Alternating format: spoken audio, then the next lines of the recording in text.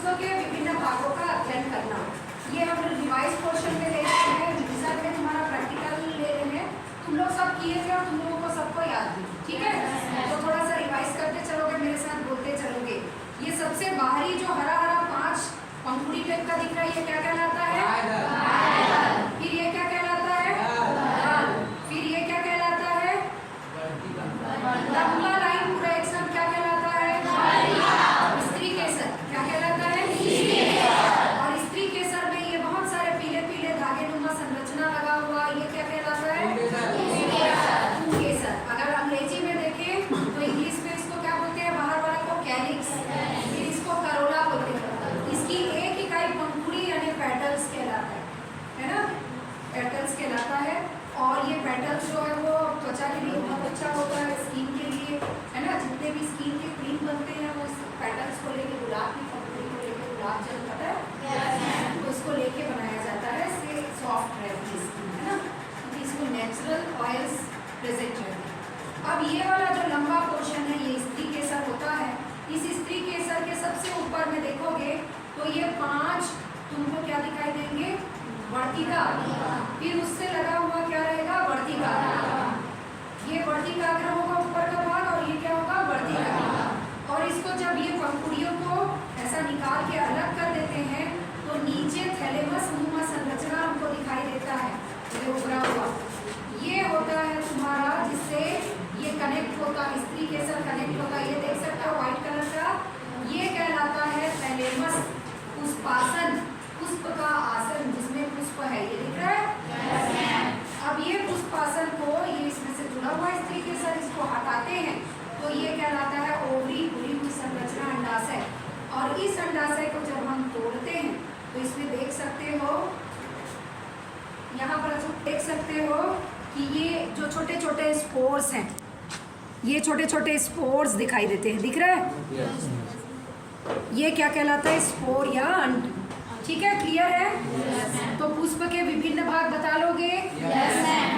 स्त्री केसर का भाग हो गया। अब ये पुंकेसर वाला भाग है, इसके कितने पार्ट होते हैं? 5। पुंकेसर के कितने भाग होते हैं? 5 कहाँ से होंगे?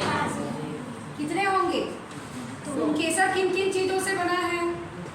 परागकोश, परागकण और कुतंतु कनेक्टिव होता है। ये देखो, ये कोश, ये पीला पीला दिख रहा है, ये परागकोश है। ये पतली डंडी कुतंतु है। ये दोनों जहाँ पर जुड़े हैं वो कनेक्टिव है। और इसको ऐसे रब करके देखोगे तो ये परागकण है। ये 4 चीजों से पुंकेसर बना है।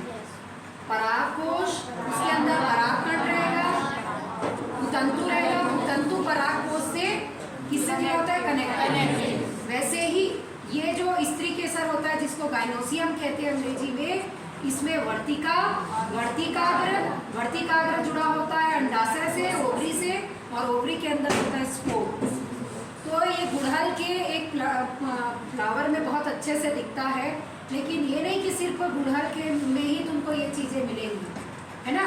चांदनी का फूल भी होता है, कुछ में एंड्रोसियम और गाइनोसियम बाहर नहीं दिखाई देते, उसमें तुमको उसका जो डंठल होता है उसके अंदर तुमको एंड्रोसियम और गाइनोसियम दिखाई देंगे।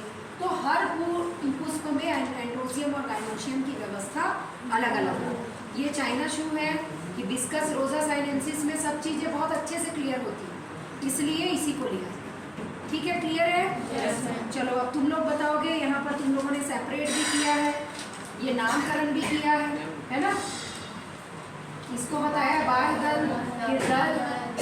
ये बाह्य दल है, ये बाह्य दल का ही पार्ट है। ये तुम्हारा दल है, और ये तुम्हारा क्या है? पुंकेसर, वर्तिका, और ये ओवरी, और उसी के अंदर रहता है स्पोर। इसको सेपरेट करके तुम लोगों ने बराबर क्या किया है? बताया है। अब सेम इसी को अभी कौन बताएगा? चलो आ जाओ। चंदन आ रहा है, और चंदन अपने शब्दों में जैसा तुमको समझ में आया है वैसा तुम बताओ। चलो स्टार्ट करो, जैसे तुम बताना चाहते हो। पुष्प के विभिन्न भागों का वर्णन। चलो, ये एक पुष्प है, इसमें बाहर है वो दल है, और ये भी दल है। ये बाह्य दल है, और ये बाह्य दल का एक भाग है, और इसे दल बोलते हैं।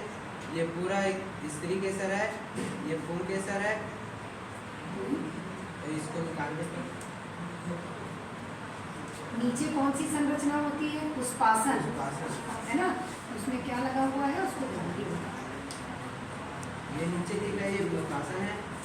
इस पुष्पासन को निकालने पर